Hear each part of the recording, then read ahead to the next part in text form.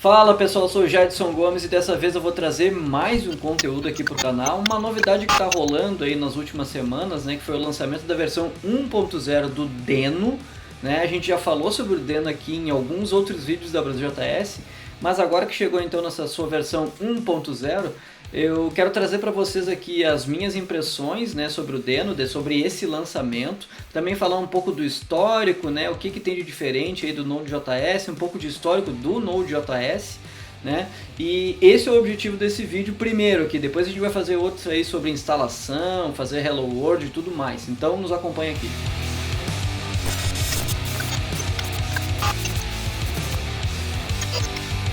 Então, para quem acompanha aí as novidades, né, do mundo da tecnologia, já deve ter ouvido falar do Deno, pelo menos nas últimas semanas, né, já que em vários lugares aí saíram várias matérias falando, né, sobre essa nova plataforma, esse novo runtime e tudo mais. Vários artigos começaram a sair falando sobre como portar um programa de Node.js para Deno. Muita gente perguntando se o Deno vai substituir o Node.js, se o Deno substitui o JavaScript ou coisas assim. Então, meu objetivo é esclarecer algumas coisas aqui, também dar as minhas impressões, né, primeiras impressões antes de meter a mão na massa, e eu quero fazer mais vídeos aqui pro canal, justamente seguindo essa série aqui falando sobre Deno, e eu não instalei ainda, eu não fiz nada com o Deno, a não ser ler sobre ele, porque eu quero fazer em tempo real junto com vocês pra gente aprender junto.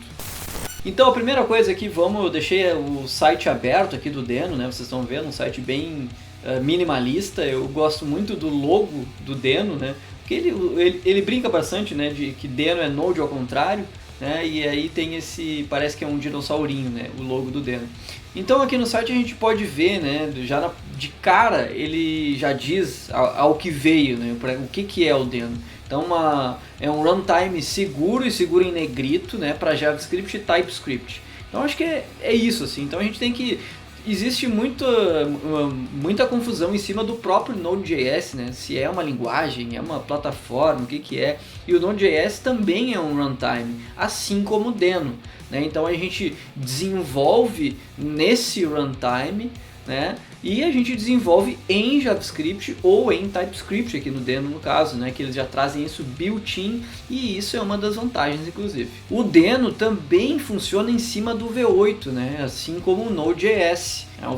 Desde o início, desde a sua primeira versão do Node.js, ele foi escrito em cima do V8, e foi isso que deu todas as possibilidades, né? Tudo que a gente conseguiu fazer até hoje com o Node.js foi por conta da engine V8, né? A gente faz tudo que a gente faz em JavaScript, está em cima dessa engine que o Node.js implementa, e agora o Deno também. Antes de eu entrar em mais detalhes aqui, eu quero fazer um histórico, né? Quero contar algumas coisas para vocês, também falar. Acho que a primeira coisa, né? Vocês já devem saber, pelo menos quem pesquisou, mas o Deno ele foi criado pelo Ryan Dahl. Vamos deixar a foto dele aqui para vocês verem a cara dele, né?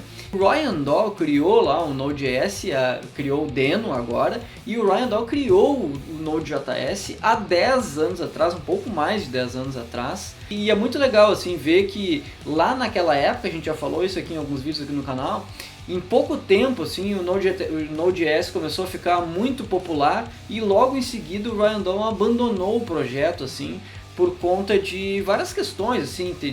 Teve a questão da Joint, que era a empresa que, apesar do Node.js ser um projeto open source, né, lá no início rolaram muitas tretas assim, por conta da empresa que estava apostando, né, que tinha contratado o Ryan, inclusive, né.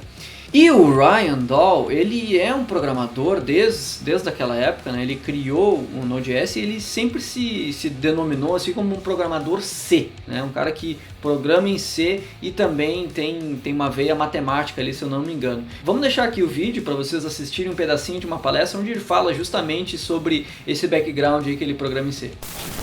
Yeah, I don't think I'm going to talk about my Net2 thing. I think I'll just, yeah, I don't know. I didn't really want to give a talk, but people strongly encouraged me to.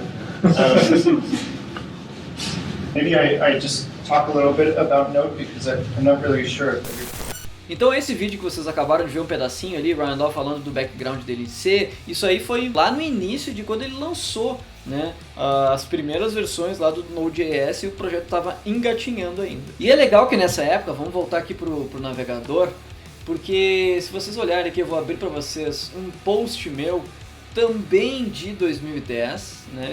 Esse post foi escrito aqui no meu blog pessoal, hoje ele está com uma cara diferente do que era na época, mas ele foi escrito lá em 2010, e eu falo aqui, explico um pouco, né, sobre, obviamente, minha paixão por JavaScript desde aquela época, né, já faz tempo, já era programador de JavaScript há bastante tempo, e aqui eu lembro que na época muita gente estava falando sobre essa nova coisa que estava nascendo, né? Um JavaScript no servidor, e um runtime, e um V8, e algumas coisas assim. E eu parei um dia e escrevi sobre isso, né?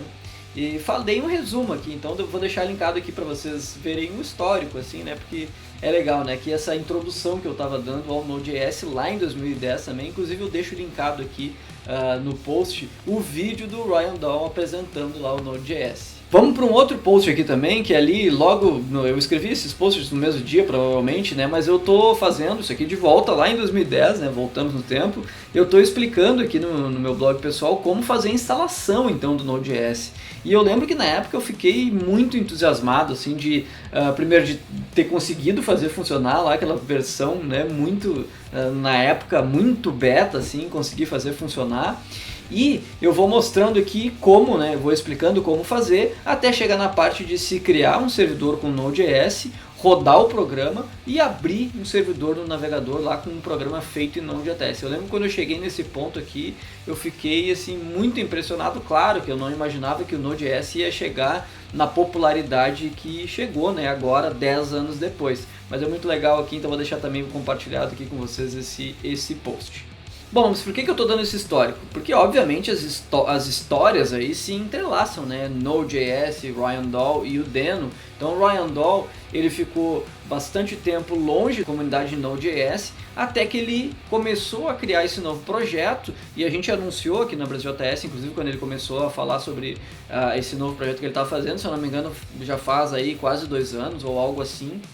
E na época eu li o post dele e achei bem interessante assim, essa ideia do Deno que já estava nascendo. E agora então chegou na versão 1.0, vamos falar então aqui quais são os marcos, né? E eu também vou dar as minhas impressões sobre o que eu acho aí, né? O que vem pela frente com o Deno. Bom, então o Deno chega em sua versão 1.0 e aí ele tem algumas coisas que me chamaram a atenção, assim, né, que eu acho muito legal, eu queria compartilhar com vocês e também queria ouvir a opinião de vocês sobre isso. A primeira é sobre essa parte de segurança, e isso é muito importante e isso é uma coisa core, assim, do projeto, né. E é legal que eles já deixam bem claro, assim, num exemplo, onde que programas escritos em Deno, na runtime Deno, são seguros por padrão. Aquela velha história, né, de firewall, né? Primeiro a gente bloqueia tudo e conforme a gente vai querendo liberar novas portas, né, novas policies e tudo mais, aí sim a gente vai liberando.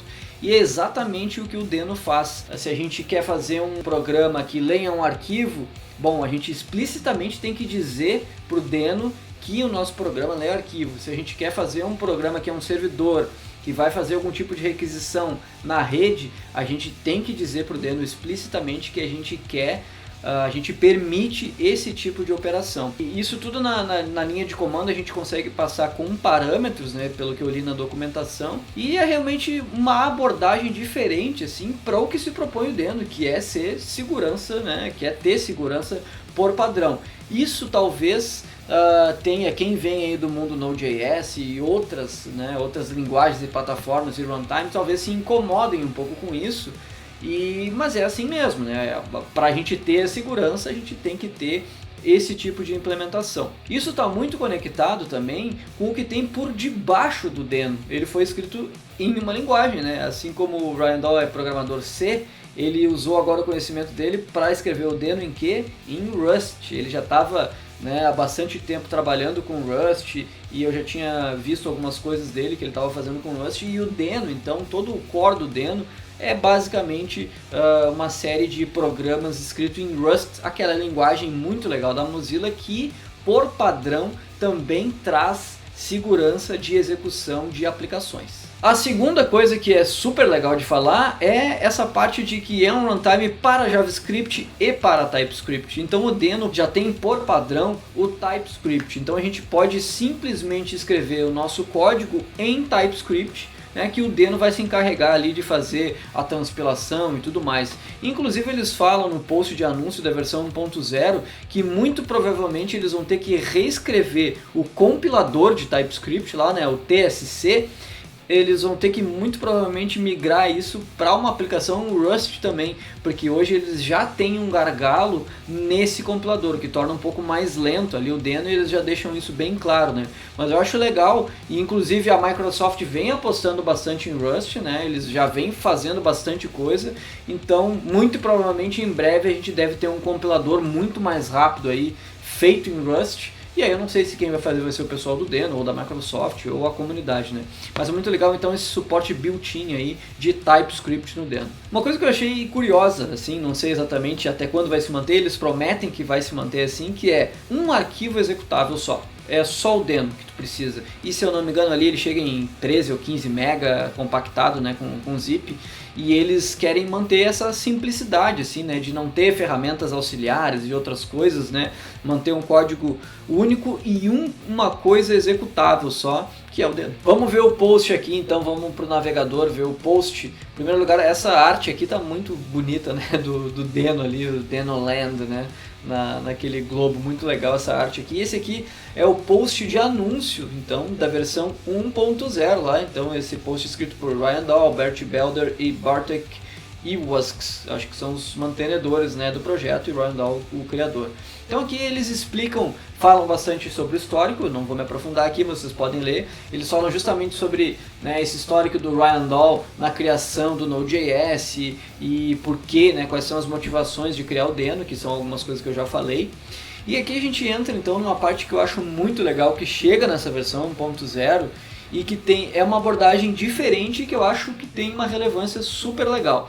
Tá? Hoje no mundo Node.js, no mundo JavaScript, a gente sempre teve um sonho que era de ter um código que funciona em qualquer plataforma, né? Um código isomórfico que se chama, né? Não sei se é assim que se chama, mas enfim. Que é aquela nossa vontade, né, de escrever, já que a gente tem o JavaScript rodando no Node.js no servidor e rodando no navegador, ou sei lá, em qualquer outra plataforma, a gente gostaria de ter um arquivo só e fazer com que isso funcionasse em todos os lugares, né? Nem sempre isso funciona, né, de uma maneira adequada, inclusive as últimas versões de Node, JavaScript agora, né, que implementam aí Global This, aí tem toda a parte dos módulos, mas na prática nunca funciona muito bem, né, esse tipo de coisa. O que o Deno traz é uma abordagem muito interessante, que são APIs dentro do Deno que são compatíveis com a especificação da W3C, né? Então todas as APIs de navegador o Deno já suporta por padrão, e o que eles comentam aqui nesse post é que eles vão sempre manter, né, a compatibilidade e atualização dessas APIs, né, já que está em cima do V8, né, e claro, com algumas mudanças, e claro, também com o que faz sentido, né, APIs que fazem sentido funcionarem no back-end, mas eu achei isso muito legal, assim, né. Então o que me vem na cabeça obviamente é o FET, né. FET é uma API de navegador, e que a gente tem vários pacotes para Node que implementam o FET, né, o NodeFET e outras bibliotecas que fazem essa implementação. O que o Deno propõe é, não, vamos usar o FET do navegador, exatamente igual, né? E isso eu achei muito legal. E não é só o FET, né? São todas as APIs de navegador que fazem sentido ter no servidor. Aí vocês podem conferir, ele tem uma lista e são várias. Uma coisa que o pessoal comenta aqui também nesse post da versão 1.0 é sobre as promises, né? E eles até comentam aqui que o Node.js surgiu antes das promises serem popularizadas no Node.js, obviamente, né, e no JavaScript. Então tem todo aquele lance de como que as coisas assíncronas funcionam, e eles tinham outras APIs para fazer, eles até listam aqui qual é a API, deixa eu ver, é a API de Event Emitter, né, que eu sempre achei ela bem estranha, o jeito que ela trabalha e tal. E agora, então, o Deno, obviamente, já vem com suporte a promises aí, e a gente não precisa se preocupar com esse tipo de coisa. E também, como eu falei, né, o Deno foi criado aí com o Rust, e ele tem então aqui os componentes todos feitos em Rust, e a parte da linha de comando e tal, tudo feito em Rust com pequenos componentes ali. Eu achei isso muito legal. Tá, e quais são as minhas impressões então sobre o Deno? Vocês acho que já pegaram, né? Tô achando muito legal, assim, tá? Desde que saiu a primeira coisa que eu ouvi na internet falando que o Ryan Dahl estava trabalhando num novo projeto, eu já fui procurar para ver o que era, né? E sempre acompanhei o Deno aí ao longo do tempo até chegar nesse milestone aí de versão 1.0 beta, né, ainda, mas que é um marco super legal. Então acho que a primeira coisa é não tirar, né, esse estigma de que uma coisa vem para substituir a outra e de tirar essas perguntas também que não fazem sentido. Ah, mas o Deno substitui o Node, mas substitui o Ruby, substitui sei lá o que. Acho que não é essa a questão. Acho que o ponto é uma nova tecnologia, né, que veio com toda a carga, né, toda a carga de experiência de alguém que criou uma outra tecnologia que se tornou uma das tecnologias mais populares no mundo, que inclusive permitiu com que outras tecnologias fossem construídas, muitas aplicações, muitos negócios, né, tô falando do Node.js no caso. Então a primeira coisa é a gente olhar com atenção para isso, porque é um projeto que tem um potencial gigante, né, por esses fatores, né, pelo fator histórico. Tirando o fator histórico, tem o fator tecnológico aqui que eles trazem, que são abordagens bem interessantes mesmo, assim, né. Primeiro que é obviamente apostar no JavaScript, porque continua sendo JavaScript, mesmo que seja com TypeScript, mesmo que seja uma runtime escrita em Rust, no final das contas é JavaScript, né, a gente vai continuar utilizando o nosso conhecimento em JavaScript para criar as nossas aplicações, então acho que isso tá aqui dentro dessa caixinha, assim, eu acho super legal. E que mais? E então eu olho com muitos bons olhos. Muito bons olhos. Então eu olho com bons olhos para essa tecnologia assim criada e que chegou nessa versão 1.0, porque isso aqui vai forçar a comunidade Node a criar mais coisas que o Deno está fazendo de legal e que não é possível no Node. Outras comunidades aí, né, e outras tecnologias e outras abordagens também vão se inspirar no Deno para fazer. E com certeza, se a gente conseguir resolver problemas com o Deno, eu acho que é isso que está valendo. E pelo que a gente consegue ver até agora, a proposta do Deno é justamente resolver alguns problemas que se tem hoje, não só com Node, tá? Mas com qualquer outra linguagem e com qualquer outra abordagem de desenvolvimento de sistema. Então, eu estou bem animado, assim, eu acho que é muito legal e eu quero saber também o que vocês acham, né? Comentem aqui, me digam o que vocês acharam dessa nova abordagem, dessa primeira versão. E eu deixei para o final aqui o que eu comentei lá no início, né, que se vocês gostarem desse vídeo eu vou produzir mais vídeos sobre o Deno. Eu tô louco para meter a mão no código, né, como eu falei no início, eu ainda não fiz nada, não instalei o Deno, eu quero fazer isso em tempo real com vocês aqui.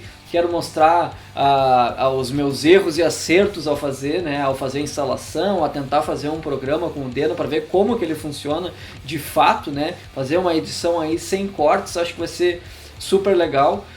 E é isso aí, nos vemos num próximo vídeo aqui, seja sobre Deno, seja sobre alguma outra coisa que a gente faz. Acompanhem aqui a BrasilTS. Se chegou até aqui ao final, deixa um like ou um dislike se não gostou e se inscreve no canal, por favor, né? Quanto mais gente se inscreve aqui, mais a gente consegue atingir mais pessoas, né, para levar esse conteúdo aqui que a gente faz, um conteúdo super original. Então tá, nos vemos na próxima.